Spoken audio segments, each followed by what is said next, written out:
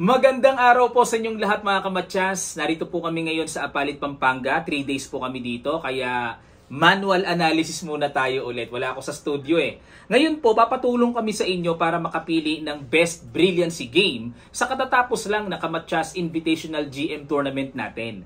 Pipili ako ng best game per round. Round 1, 2, and 3. 3 games ang i-analyze natin ngayon at lapit po ako sa inyo. Comment kayo kung sino yung napusuan nyo na talagang matindi ang binitawan. Tapos, another video naman, best game ng round number 4, 5, 6. Then another video, 7, 8, 9.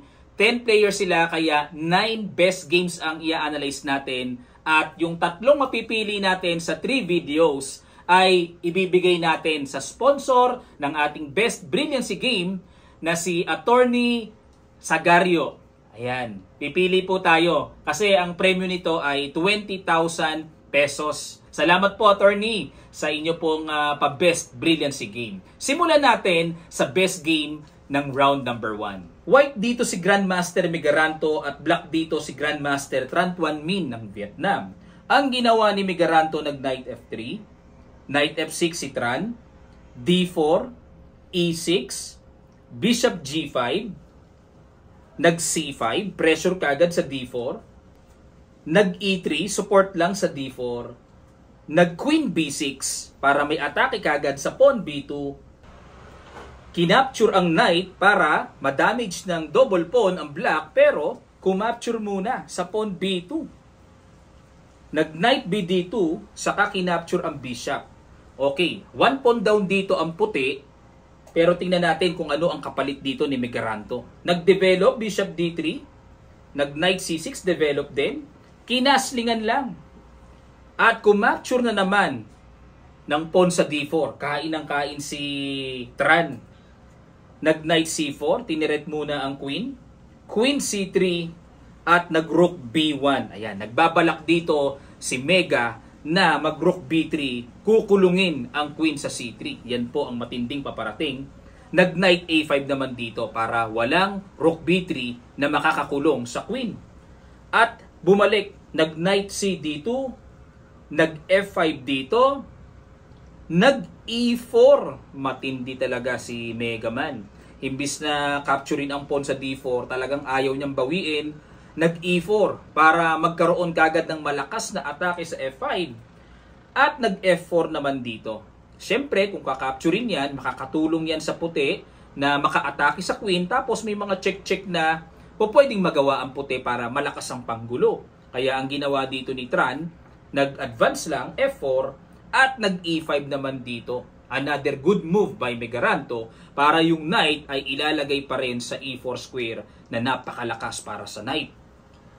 Umatras kaagad, Queen C7, nag-Knight E4, Knight C6, Rook E1, Bishop E7, at nag-Queen D2 para kuhanin naman ang pawn sa F4. Kinapture na naman ni Tran ang pawn sa E5. Talagang kain ng kain si GM Tran. Nag-Queen takes F4, nakapin ang Knight pero kumapture muna sa F3 dahil check pa. Queen takes F3 at nag-Queen E5. Dito ay may hamon talaga si Tran. Kung baga, sa dinami-dami ng pawns na nakain niya, kino-question niya si Mega Man. Ano ang compensation mo? Ano ang kapalit mo sa iyong mga sinakripisyo? Yan ang hamon. Nag-Rook B5 dito, ayaw tantanan ni Mega.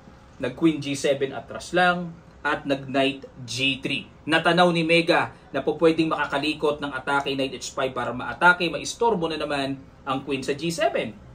At nag-Queen F6. Hamon, Queen to Queen. Dinadaan sa yaman ng pyesa. Siyempre, kung ikaw ang umaatake, kailangan mong umiwas, kaibigan. At nag-D5. Ayan, para unti-unti nang makadevelop ang black. Inatake Knight H5, Queen G5. Queen to Queen ulit. Umatras lang. Siyempre, iwas ang iwas.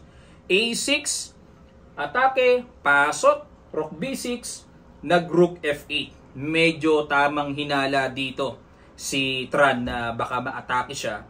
Kaya nilagay niya ang Tori dito. Siguro, preparasyon lang din sa F7. Nag-G3, ayan, para mag-H4. At nag-King D8. Pupunta yata sa C7 para lapitan ng tore. Nag-H4. At nag-Queen to D2. Ang evaluation bar po dito, lamang lang ng kaunti ang puti. Nag-Rook EB1. Bakit lamang? Sa kabila ng lugi siya sa pawns. Kasi tingnan nyo po ang developments ng black.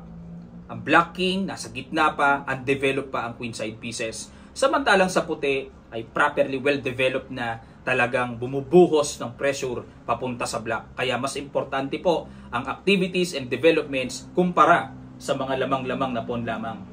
Nag-Bishop C5, inatake ang tore, at natumbukan naman ni Mega ang napakalakas sa tira, Queen F6 check, King D7, at dito mga kamatya, sobra talaga ang ginawa dito ni Mega Man. Masasabing excellent move dahil tumbok na tumbok sa computer engine. Ano kaya ang tira na yon? Sige po, bago ko gawin, paki-guess nyo muna, paki-analyze nyo muna, sa ilang sandali lang, tutuloy kagad natin. Start!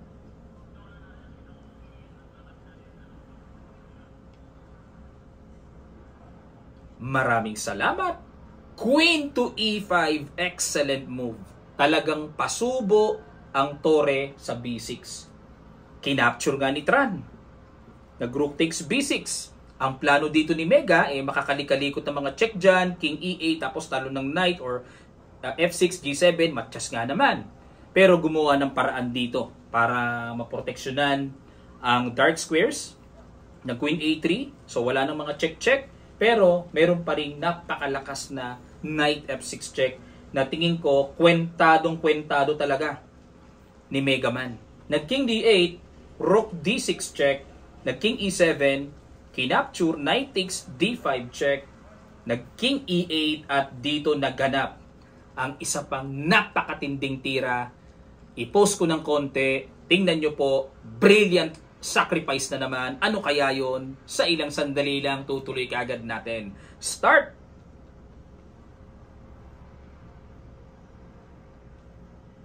Maraming salamat. Congrats sa mga nakakita ng sacrifice, Rook D8, at dito nag-resign si Tran. Bakit?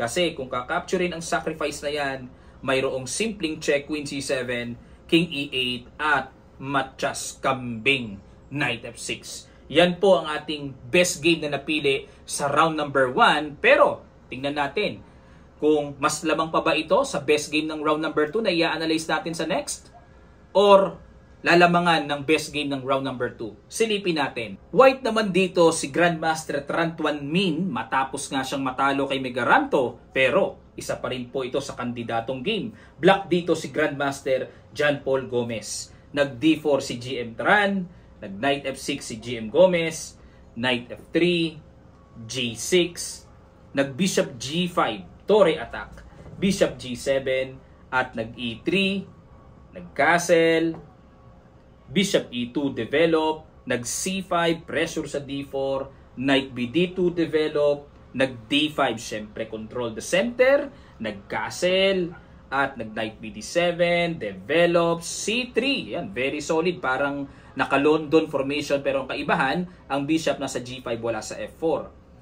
Nag-B6, syempre para bigyang buhay ang development ng light square bishop. At nag-A4, ayan, para may mga paparating na basag-basag, pampahina sa queenside pawn structure, nag-A6 lang muna. Para preparasyon, pag nag-A5, magpupush lang para solid pa rin ang structure. Nag-Knight to E5, kinapture ang Knight, nag-D takes E5, at nag-Knight D7 para kuhanin ng pawn. Syempre kailangan depensahan, patibayin ng E5, nag-Bishop B7, at nag-Bishop to G4. Ayun mga kamatsas. So itong Bishop G4, siguro gustong tagpasin ang Knight or mag-E6. Yan ang mga paparating na binabalak dito ni GM Tran. Kaya binasag na kaagad ni GM Gomez. Bishop E6 check, King H8, nag-Queen G4 para kumounter attack dito sa Knight kahit nakatreat pa ang Bishop sa G5. Nag-Bishop C8 muna depensa, at nag-Knight F3. At dito ay maraming nagulat sa tinira na yan dahil sinacrifice ang Bishop sa G5. Kaya ako po napili ang game na ito as best game ng round number 2. Kinapture talaga ni GM Gomez ang sacrifice na yan. Nag-Knight takes G5 at nag-Bishop H6 para paalisin ang knight na yan. Nag-knight F3, bumalik lang, knight B8, bumalik lang din para hamunin ng exchange at maramdaman ng black ang lamang niyang isang pyesa. Nag-rook A D1, tineret ang pawn sa D5, knight C6 develop, kinapture ang bishop, rook takes C8, at nag-queen H3, tineret ang bishop, umangat king G7, nag-king H1. Ayun. Dito po, lumamang ng evaluation bar si GM Gomez. Nag-rook C7. Ayun. Bumalik uli sa pagka-equal. Dapat daw kasi ang tira doon ay D4. Medyo malalim nga lang yung basag D4 kasi pag nag-D4, unang-una nandyan ang tore nakatutok sa queen. So, tingnan natin itong rook C7 na ginawa. At nag-G4, ayun ang napakalakas sa tira dyan. Pag tira ng G4, mag-G5, kukulungin ang bishop sa H6. At dito, nag-rook takes F4 naman dito si GM John Paul. At dito po ay lumaki ang lamang bigla. Decisive advantage kaagad dito si GM Tran. Dapat daw ang tira dito ay queen to C8 lamang para hindi makatulak ng pawn pa kasi nakapin ang queen sa H3. At ang evaluation bar dito ay equal. Pero marami pang mga sangay-sangayan pero ito talaga ang accurate move, queen C8. Ayan, balik tayo sa ginawa. Nag-desperate move, rook takes F4 dito si GM John Paul. Nag-E takes F4, bishop takes F4, yun nga lang, decisive advantage na plus 5.2 ang lamang sa evaluation bar, pabor sa puti. Nag-E takes F4, capture, at nag-E6, nag-D4, kinapture lang, knight takes D4, another good move by Tran para may atake naman sa bishop.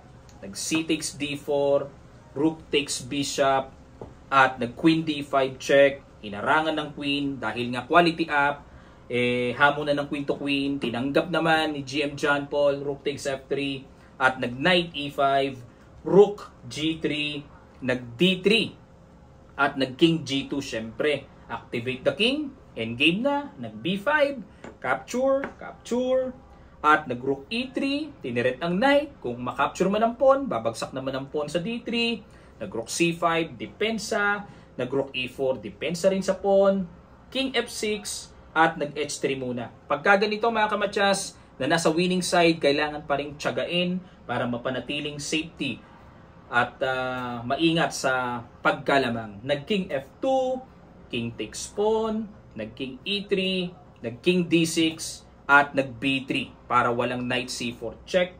Nag-G5 dito, at nag-rook to F1, knight G6, nag-C4, exchange, nag-rook A5, nag-rook D4 check, king E6, at dito ay natapos ang kanilang laban. Sumuko na dito si GM John Paul Gomez dahil sisimplihan lang ng rook takes D3 at halos wala ng gulo na po pwedeng magawa dito ang black.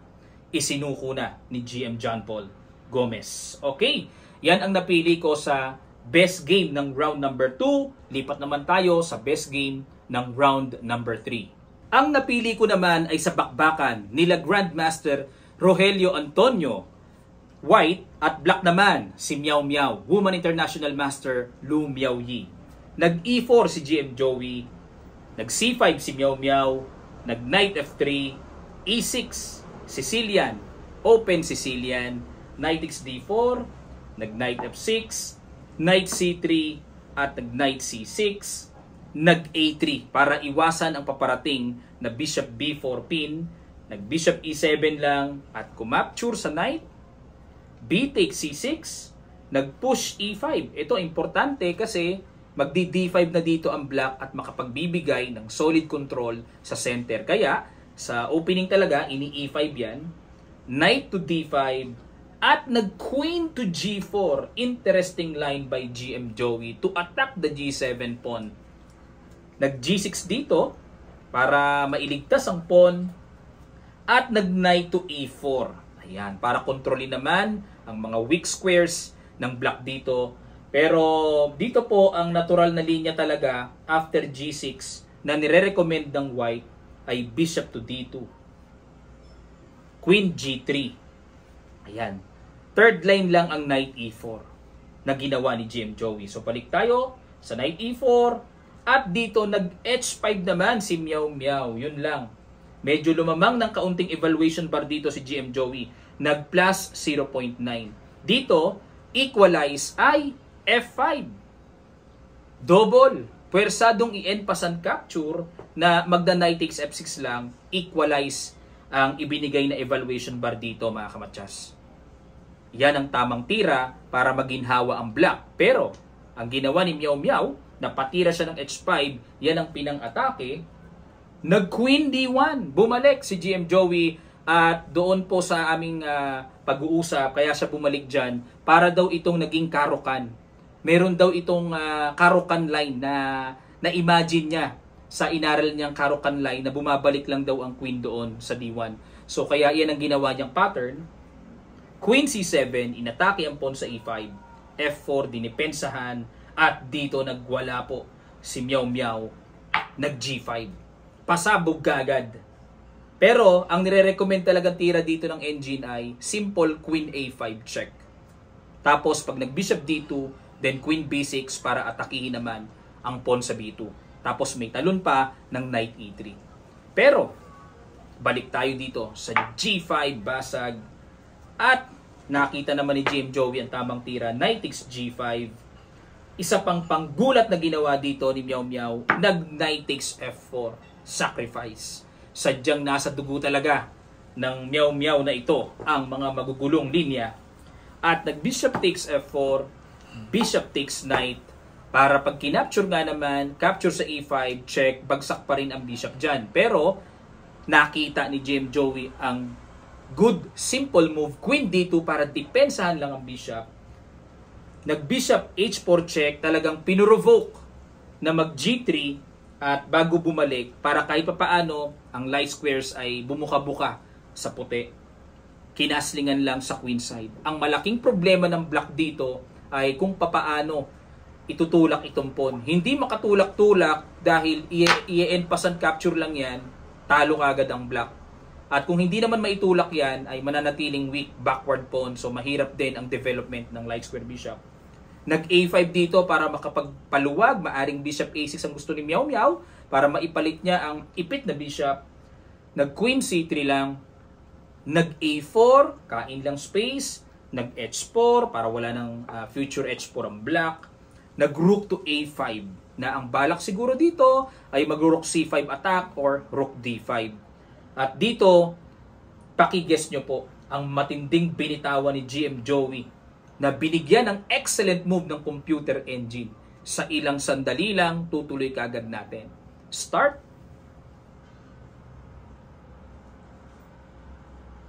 Maraming salamat. Congrats po sa mga nakakita ng rook d6 sacrifice. Sabi nga ni Gotham Chess, sacrifice the rook! Sigaw na kagad si Gotham Chess. Nag-rook d6. Ang sabi ni GM Joey, pangpaipit para lalong hindi makahinga ang black dito. At nag-f6 para makabasag-basag. Kinapture lang ni GM Joey at expected niya talagang matatagpasan tori niya. Ano ang ibig sabihin? Capture. Meron din naman palang bawi sa tore. Kaya wais ang pag-capture sa f6. Pinakapture ang pawn sa g3. Bishop d3. Develop lang. Kita pa rin ni GM Joey ang check na yan. Nag-king b1 at natagpas ang pawn. Nag-rook f1. Ang kapalit ay napakalakas na atake at pinapakapture na naman ang pawn sa h4. Pero inatrasan na lang. Kasi kung kakapturin po yan, may mga panggulong mga check-check dyan na kapag nag-king e7, nako delikading talaga. May check sa c5 or may check sa f7, aangat ang king, delikado. Kaya ginawa dito para hindi maka-check sa g6, umatras na lang, queen g7 at tinagpas ang pawn sa a4, king e7 dahil gustong-gusto na ni Meow Meow makadevelop, pero nag-queen a7 para hindi pa rin makatulak ang pawn hanggang dulong iniipit talaga. Nag-queen e5, nag-queen to f2, at nag-king d8 takbo, nag-rook e1, Queen G7, at talagang pinabalik na naman ni GM Joey sa E7 ng King, Queen C5 check, King D8, at nag-A4. Na-realize dito ni GM Joey, naka-freeze ang mga pyesa, at ito na po ang paparating.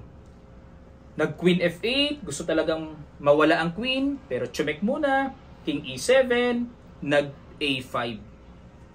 D6, nag-Rook F1, attack sa Queen, iwas Queen E8, A6. Nag-Bishop D7, nag-Queen F2, threatening Queen F6 matchas. Umatras King D8, chumek ulit, King E7, at nag-A7 na lang. Nag-Rook G8, Queen F2 ulit, threatening matchas sa F6, at nag-D5. Para kung check dyan, ay may pang pasingaw na sa D6 square, pero ang masaklap dito na huling bitaw na tira, napakalakas. Queen C5 check, na ang King mauobligang bumalik sa D8 at makakapag-promote na ng panibagong Queen. Kaya dito, nag-resign na si Meow Meow. Yan po ang best games sa first 3 rounds na na-analyze natin. Pili po kayo ng isa. Kay Megaranto ba? Kay GM Tran ba? O kay GM Joey Antonio? Paki-comment nyo po sa section below. At yung game na mapipili nyo, yung may pinakamaraming boto, ay ibibigay po natin sa sponsor ng Best Brilliancy Game kay Attorney Sagario.